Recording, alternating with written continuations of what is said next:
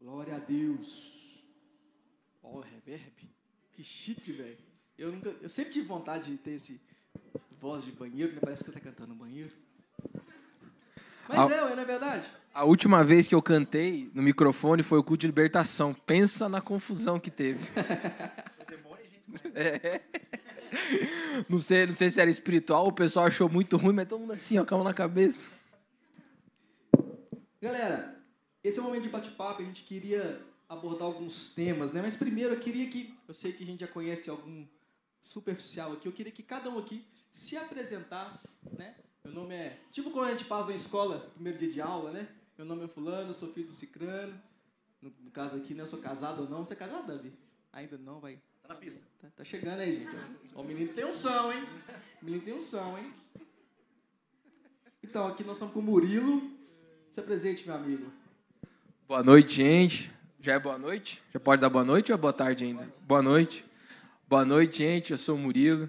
Eu sou casado com a Júlia, que é minha esposa. Nossa, eu nem trouxe foto delas, né? E tem também a Olivinha, a Olivia, que é a nossa filha, que está com 8 meses. E uma bebezinha, bem fofinha. E eu estava falando com o pastor Gilbert. Sou líder e supervisor e mais alguma coisa, né, Duca? Eu sou sou coordenador de células da Alcance Curitiba.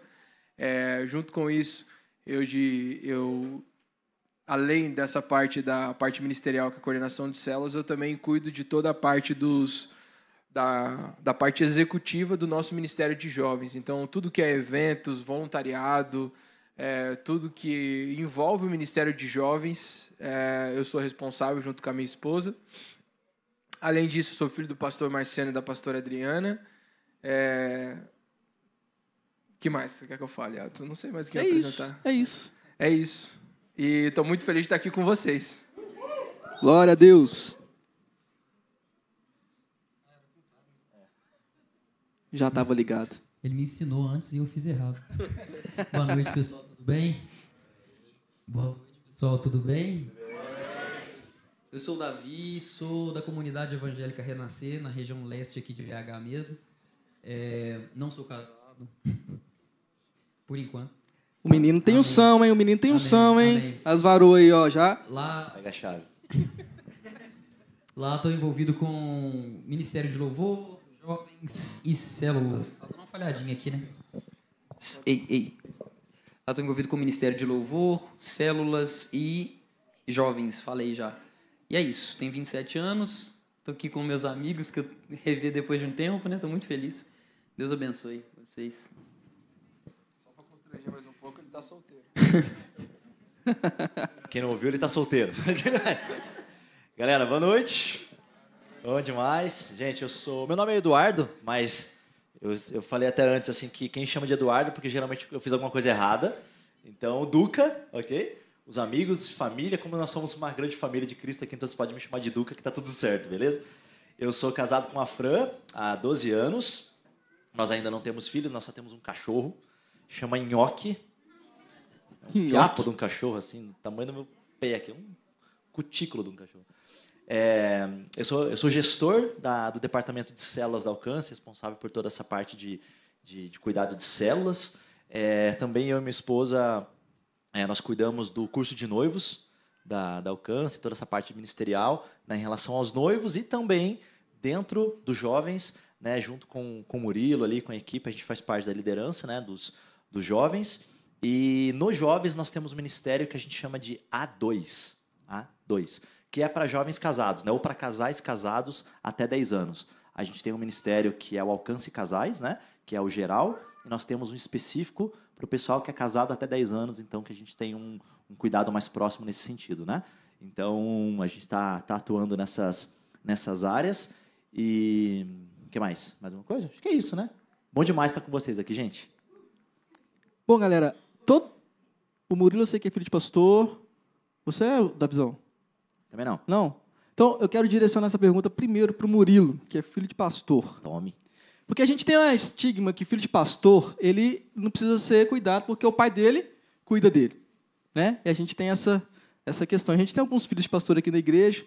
Eu queria te perguntar, qual que é a importância de você ser discipulado por alguém, mesmo sendo filho de pastor? Porque às vezes eu acho que você sofre coisas que ninguém mais vai sofrer, né? E qual que é a importância de você ter sido discipulado por alguém, porque eu sei que lá na Alcance os seus pastores não são seus pais, né?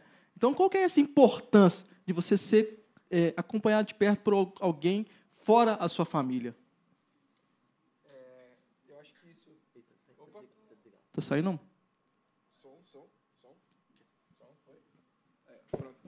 Pronto. Oi? Aí, ó, agora foi. Opa, foi mal. Ih, caraca, o Vini deve ter ficado bravo comigo que eu troquei de microfone. Foi mal, Vini.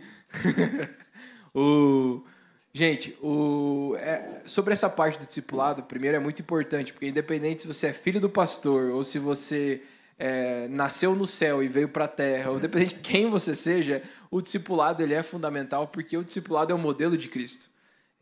Independente de qualquer seja a sua origem, independente de quem você seja, é necessário caminhar em discipulado, não porque é um modelo da igreja e nem porque... não, porque é algo bíblico, é uma instituição bíblica. Quando a gente visita no Antigo Testamento, a gente vê que o discipulado não surgiu somente a partir de Jesus, mas os discípulos antes, e a palavra que é usada no original é talmidins. Então, a gente vê essa importância do discipulado. Acho que tem muitas outras perguntas, mas... e o Duca também, na quinta... foi só com os líderes, mas o Duca também falou e a gente vai ter mais tempo para conversar sobre isso, sobre a importância disso. E se a gente não tiver tempo, pode procurar a gente aqui quando a gente está aqui na frente conversando. Vai ser bom demais conversar com vocês sobre isso.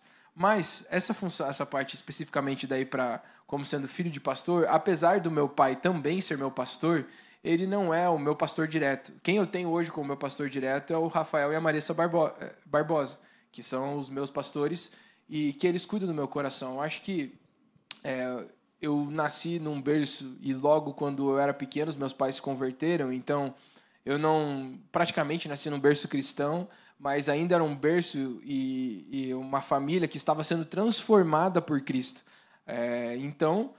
Mas muitas coisas eu não tive falta dentro da minha vida, muitas questões, nunca tive um pai ausente, mas independente de quão perfeito ou quão imperfeito meu pai foi, o discipulado, esse momento de você compartilhar o coração, você ser guardado por alguém, ter alguém que ora pela sua vida, faz parte da metodologia como Cristo trabalha.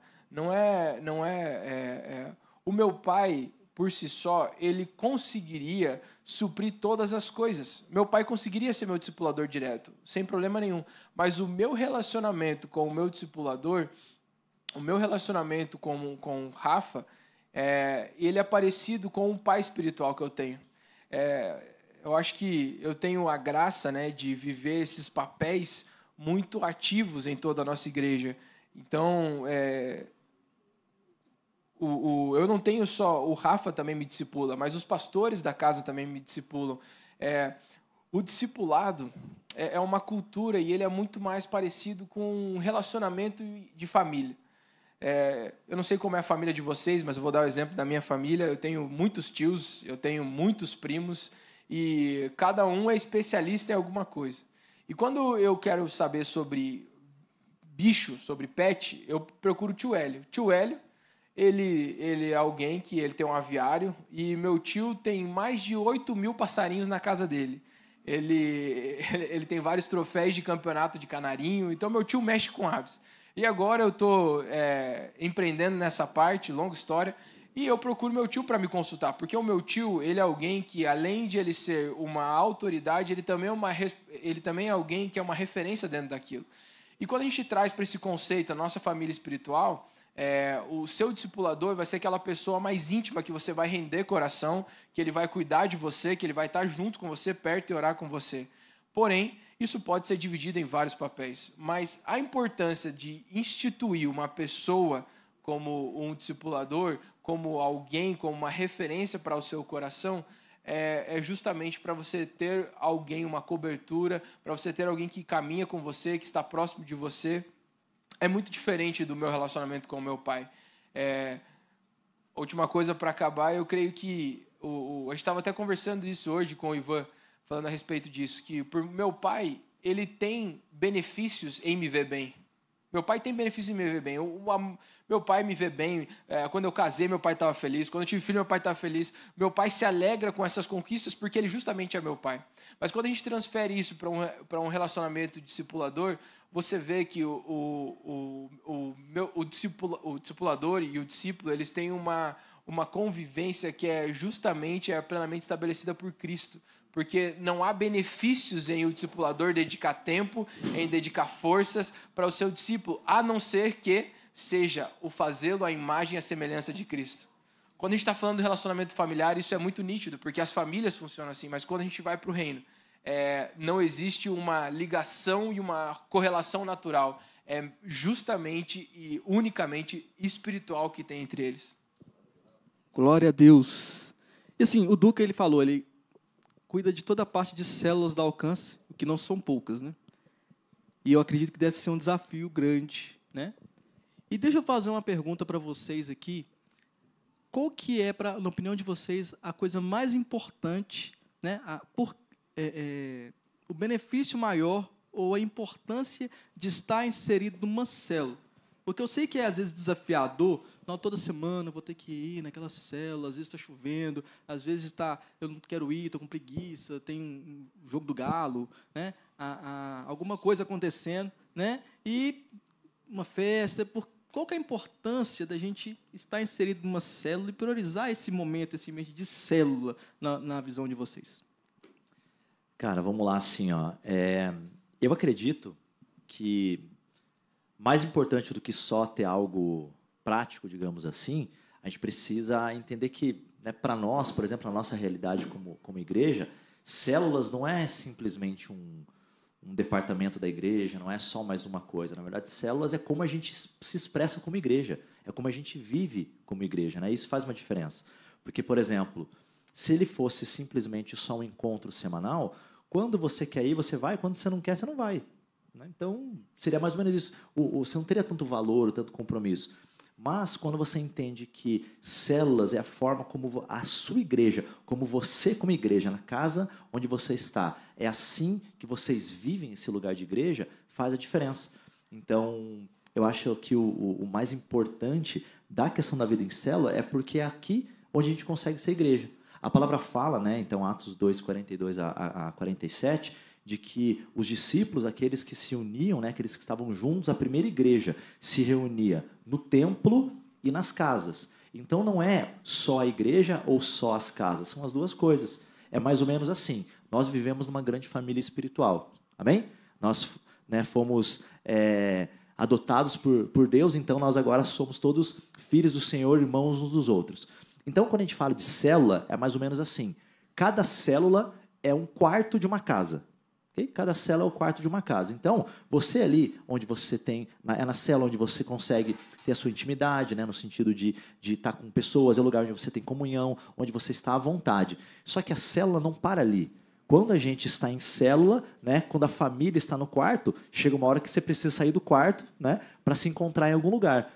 E toda a família sai dos quartos, vão para a sala, vão para a cozinha para ter um tempo de família junto. Então, célula é basicamente isso. São quartos de uma casa que nos cultos a gente se reúne como uma família, todos no mesmo lugar. Né? Então, para a gente é muito claro essa vivência de célula, porque é assim que a gente se expressa como igreja.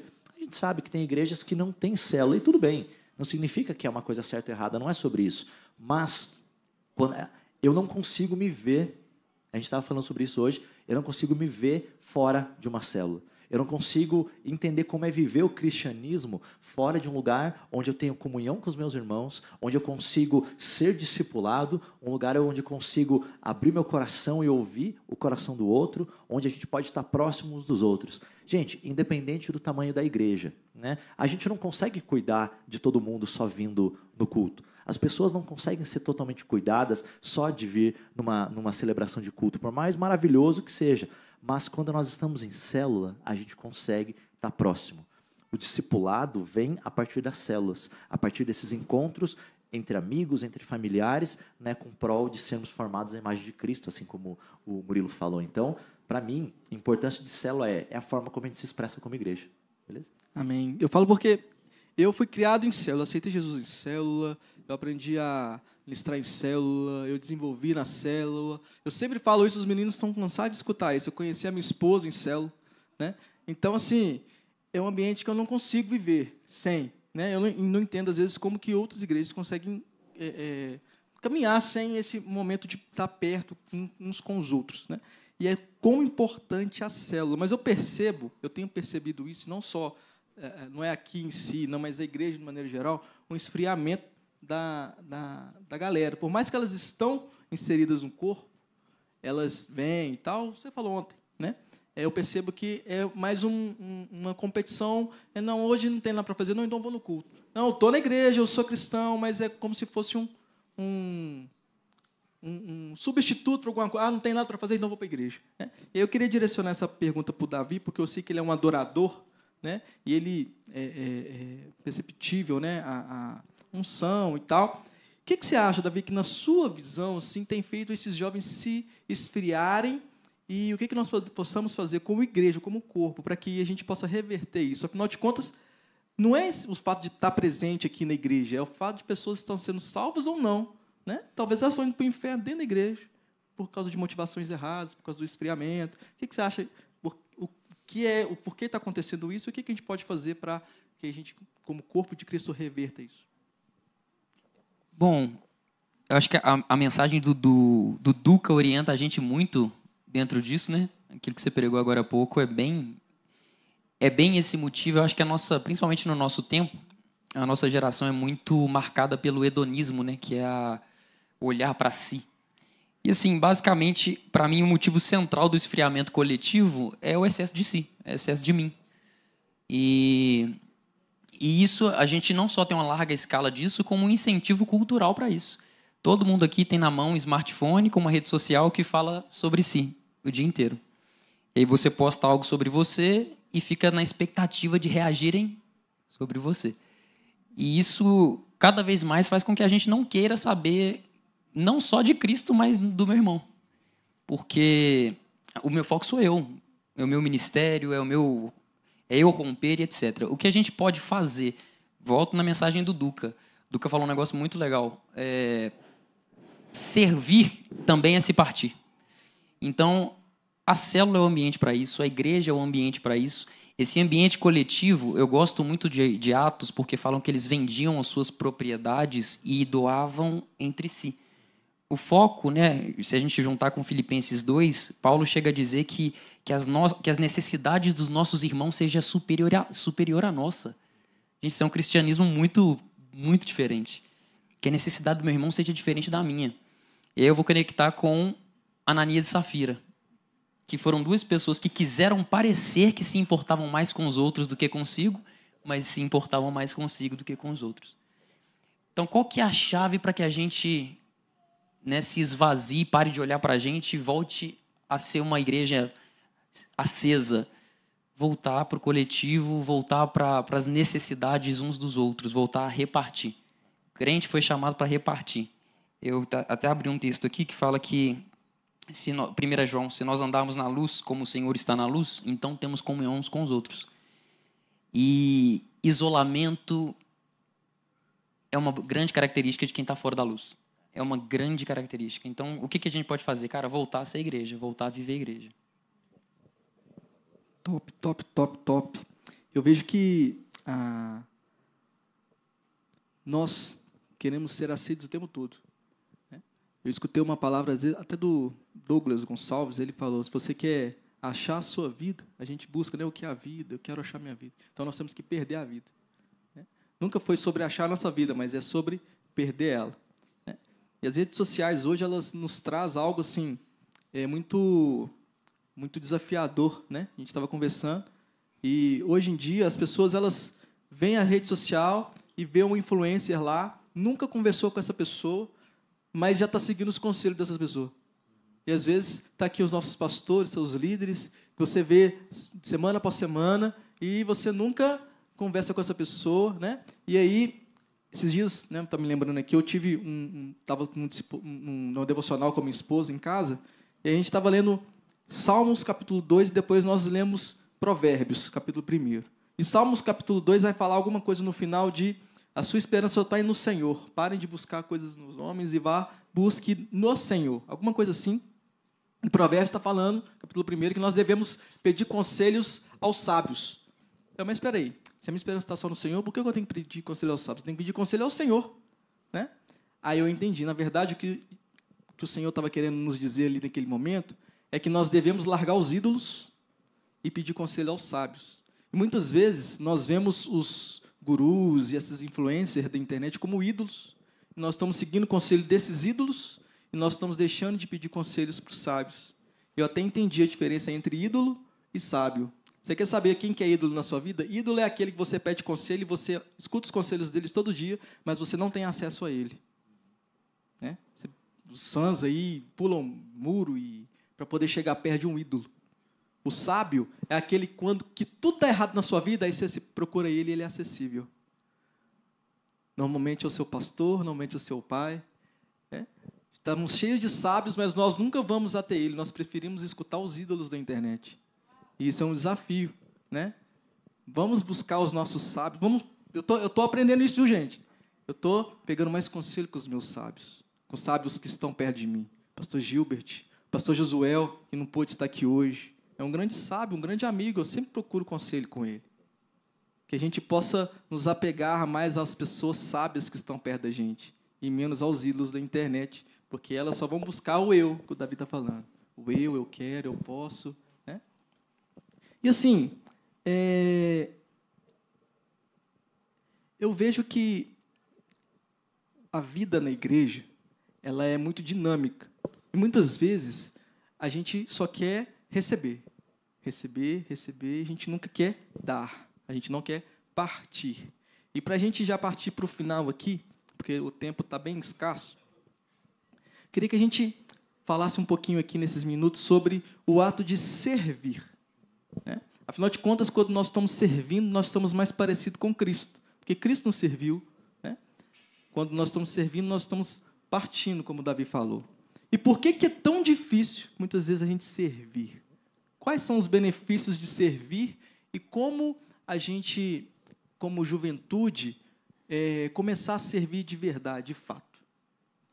Pode falar, Murilo. É uma boa pergunta e eu acho que existem várias dificuldades a respeito do servir, mas quando você tem um entendimento completo e pleno a respeito do que Jesus veio fazer aqui na Terra, que foi nos servir, ele se sobrepõe sobre todas as dificuldades. Isso para tudo em nossa vida. Então, quando você pega Atos comentou aqui sobre a parte de liderar células, no começo aqui da nossa conversa. Existem várias dificuldades em você ser um líder de célula, em você crescer em estatura, em sabedoria e em conhecimento, para que as pessoas e os seus pastores olhem para você e te coloquem em uma liderança de célula.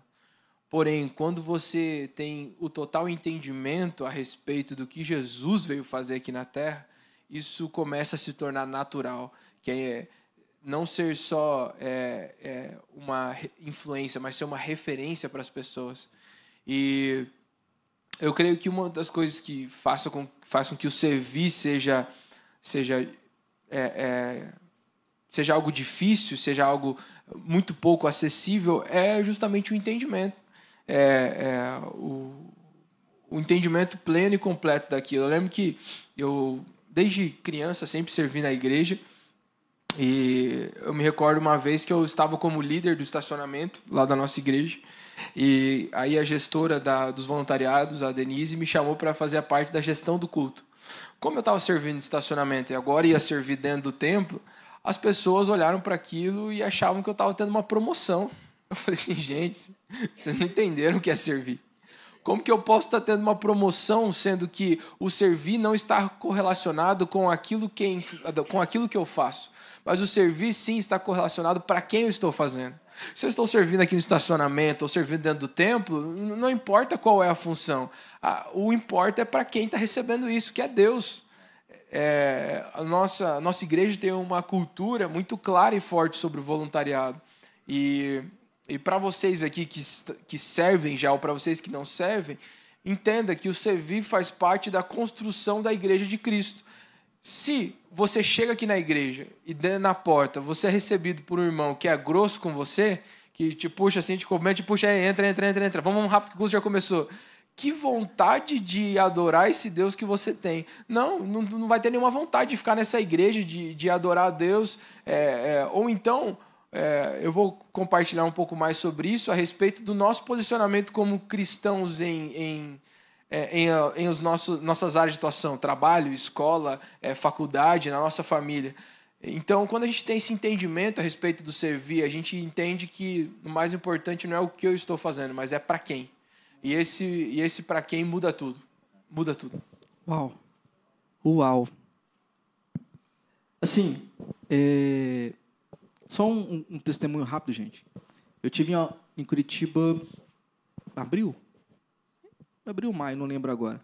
E eu estava ali, a gente foi fazer uma imersão lá, de ver os departamentos e tal, aprender como eles funcionam como igreja e tal. E eu, como todo fominha de culto, teve sábado. E aí, sábado, a galera foi passear. O que eu falei? Vou para o culto. Afinal de contas, vai ter culto de jovens, antes vai ter culto de adolescentes, e antes tem célula de adolescentes. Quero aprender tudo. Quero ver como vai fazer, como que eles fazem, quero ver a gestão, quero ver como que funciona, quero ir no culto, entender, quero fazer tudo. E fui. E foi uma benção. Foi maravilhoso, né? Tive um tempo muito bom. E eu não conhecia o Murilo, não sabia. Eu vi ele de relance lá, a gente cumprimentou e tal. Acabou o culto de jovens, peguei o meu celular. O que tinha acontecido com ele? Acabou a bateria. O cartão de crédito está dentro do celular. O cartão de débito está dentro do celular. O endereço de onde eu estava está dentro do celular. A identidade está dentro do celular. Tudo estava dentro do celular. Falei, pronto, e agora? O que eu faço? Não sei o que eu vou fazer, não. E aí, fui lá, calcei a cara, né? Cheguei, Murilo. Então, cara, a gente não conhece muito bem, mas meu telefone acabou a bateria, o que a gente pode fazer? Eu não sei onde eu estou, eu não sei nada, não faço a mínima ideia de onde eu... Uber, não tinha nada. Ele, mas você está na onde? Eu falei, estou em tal lugar. Ah, vem cá, procurou lá carregador e não achou, aquela coisa e tal. Chamou o Duca procurou lá, ligou para um, ligou para o outro, já sei onde você está, vou te levar lá. Murilo. Descobri que ele estava com a neném, recém-nascida, em casa, a esposa, e as duas estavam esperando ele para jantar. E ele estava levando a pizza. Mas ele resolveu me levar. Aí nós chegamos lá na casa, uma bênção, tal, toquei a campainha e nada. Nada. Sabe o que aconteceu? Foi todo mundo comer pizza. E aí, onde eles estavam? Ah, estava em outro lugar. Aí o Murilo foi lá, me levou lá, e depois foi para casa. Isso pode parecer que não foi nada para você, mas para mim, valeu toda a experiência. Claro que foi. Apanhei da minha mulher aquele dia. Não, tô brincando. Gente, você não sabe o problema que você não sabe. Gente, para mim valeu toda a experiência, porque não é uma metodologia de igreja. Não é o que eu vi ali foi o coração de servir que a igreja tem. Olha que eu vi aquele mineirinho perdidinho, falei, uai, sou.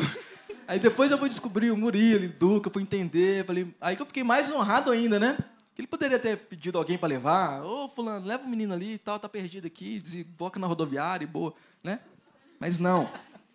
Ele foi atencioso com aquela pessoa que ele nem conhecia. E muitas vezes se partir é isso, né? A gente se importar com quem a gente não conhece, né? Eu fiz questão de deixar isso mencionado aqui porque isso marcou meu coração, né? E toda vez que eu vejo isso e alguém fala assim, você pode me dar carona agora?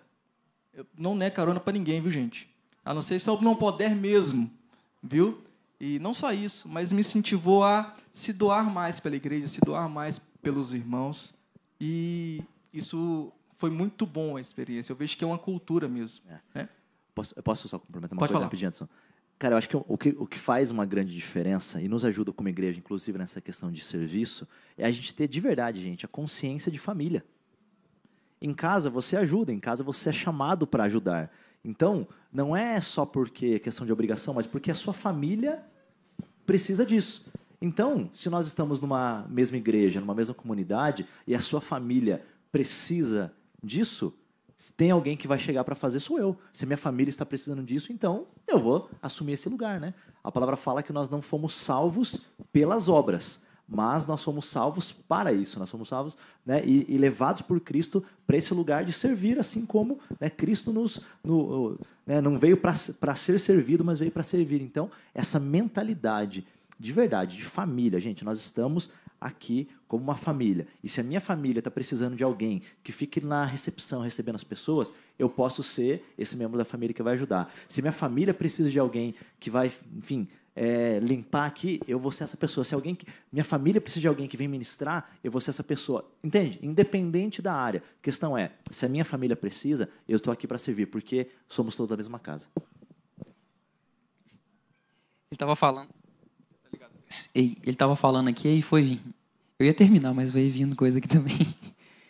Mas o Murilo tocou num ponto muito importante, que é a glamorização que foi criada em cima de algumas coisas, né?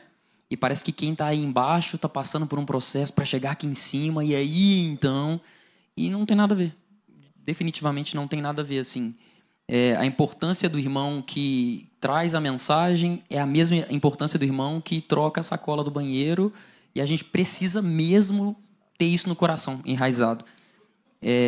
A gente começou a achar que não, a minha ambição é os aeroportos. É encontrar alguém famoso no aeroporto, tirar uma foto e falar, ó, aqui, encontrei um homem de Deus. Porque virou moda isso, né? E, cara, por que você não pode ser encontrado no banheiro? Por que você não pode ser encontrado com esse esfregão na mão? Não tem problema nenhum. Não tem, de fato, problema nenhum nisso. E eu creio que Deus quer ativar esse coração, igual o Duca falou, em todos nós, assim. Pelo menos deveria ser responsabilidade de todos que moram na casa, arrumar a casa, né? Mas acaba que a gente... nem todos têm essa consciência, mas todos nós fomos chamados para esse lugar. Eu lembro de uma vez que eu estava numa reunião de célula, e aí passou um dos pastores com um rodo na mão, assim, na igreja, e eu brinquei. Ele passou assim, eu falei assim, nossa, colocaram o profeta para varrer o chão. Brinquei, cara, que infeliz brincadeira que eu fiz. Ele virou para mim e falou assim, ô, meu irmão, com toda humildade, ô, meu irmão, a mesma unção que eu tenho para pregar, eu tenho para arrumar o banheiro. Vai falei tomando, assim, nossa. vai tomando.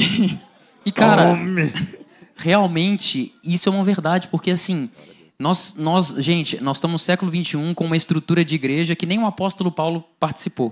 O apóstolo Paulo não tinha luz, não tinha telão, não tinha fumaça. E a pergunta que fica é, o que você vai fazer se o formato como você conhece como igreja acabar? Você tem uma função, eu tenho uma função.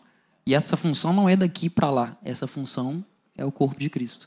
E a gente precisa lembrar disso. Uau, glória a Deus. Infelizmente, o nosso tempo está acabando, já acabou, na verdade, né? A gente está com o tempo muito escasso, gente. Ainda tem mais uma sessão que vai ser top. Mas vocês estavam falando, eu me lembrei de algo. Olha só, presta atenção, que isso faz diferença. Pastor Gilberto já está vindo para frente. Tira o microfone da nossa mão aqui, Pastor Gilberto. Olha só, há um tempo atrás, estava tendo uma reunião de um grande pregador estava pregando. E aí 2 jovens estavam passando na rua, eles viram essa movimentação, esse lugar, e eles foram lá ver então o que estava acontecendo ali. Esses jovens não conheciam Jesus. E aí eles chegaram lá, estava muito cheio. O pregador lá, na época, ele era bem conhecido, estava muito cheio. E eles não conseguiram lugar, e estavam indo embora. Aí o porteiro, quem? O porteiro de lá, ele viu aqueles jovens indo embora e falou, vocês estão indo embora porque não tem lugar? A gente não conseguiu achar lugar, a gente está indo embora. Não, peraí. Vou arrumar 2 lugares para que vocês se assentem juntos. Não é tipo, vou arrumar 2 lugares, vocês se viram. Não, vocês vão sentar juntos. Ele foi lá, procurou, achou 2 lugares juntos para eles. Convidou eles entraram, ele levou até os lugares, aqueles jovens sentaram ali. E aí aqueles jovens escutaram a palavra e eles entregaram a vida deles para Cristo. Esses 2 jovens eram simplesmente Billy Graham e o melhor amigo dele, que ajudou ele a fazer as cruzadas por parte do mundo. Quem era esse porteiro? A gente não sabe, mas o céu sabe. Não importa a posição, importa o nosso coração. Né? A gente realmente está com um tempo muito escasso, eu queria que a gente tivesse um tempo muito maior, mas não vai voltar a oportunidade, né, pastorzão? Não vai faltar a oportunidade. E